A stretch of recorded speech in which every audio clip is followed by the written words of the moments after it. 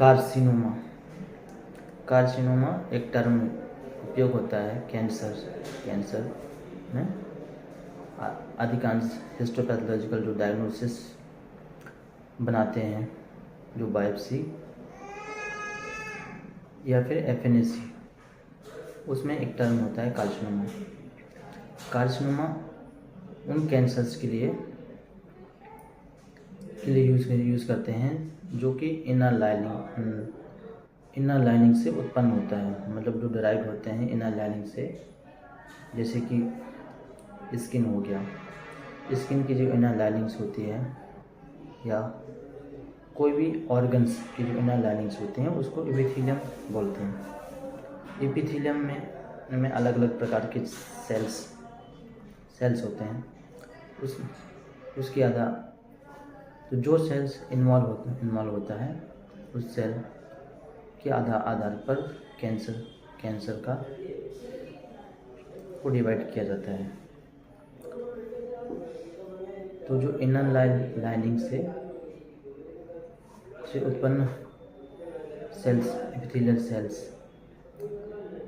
से ये ओरिजिनेट होता है कैंसर, तो उसको कार्सिनोमा बोलते हैं।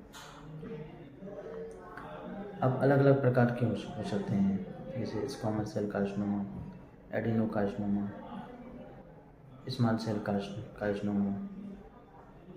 मतलब सेल्स, कौन सा प्रकार का सेल्स इन्वॉल्व हो रहा है उसके आधार पर कार्सिनोमा भी अलग अलग प्रकार का होता है।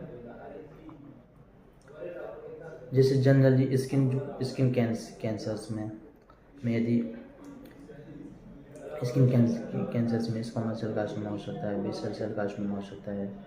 जैसे हेड एंड नेक कैंसर्स में, ओरल कैंसर्स में जनरली स्क्वामस सेल कार्सिनोमा होता है।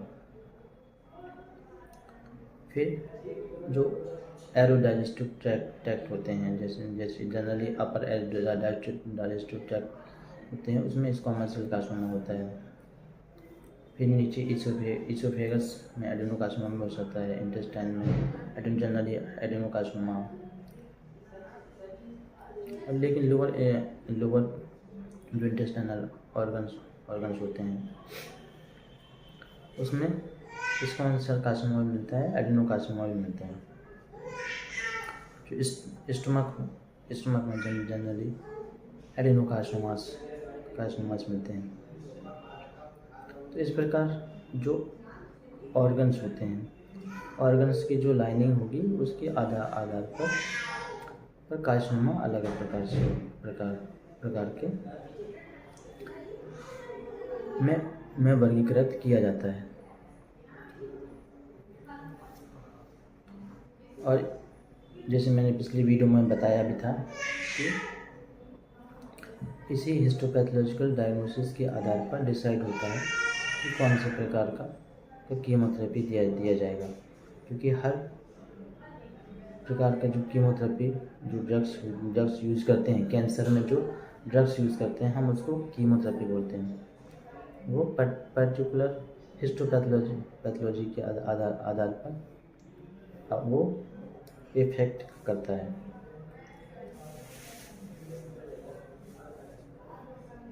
तो कार्सिनोमा क्या हो गया? जो इंटरनल ऑर्गन्स की लाइनिंग है, एपिथेलियल लाइनिंग से उत्पन्न होने वाले कैंसर को कार्सिनोमा कहा जाता है। और फिर ये अलग अलग प्रकार के सेल्स की इन्वॉल्वमेंट के आधार पर इसका वर्गीकरण किया जाता है। यदि यह जानकारी आपको इन्फॉर्मेटिव लगे तो इसको शेयर करिए और चैनल को सब्सक्राइब करिए ताकि नए वीडियो आपको प्राप्त हो सके। धन्यवाद।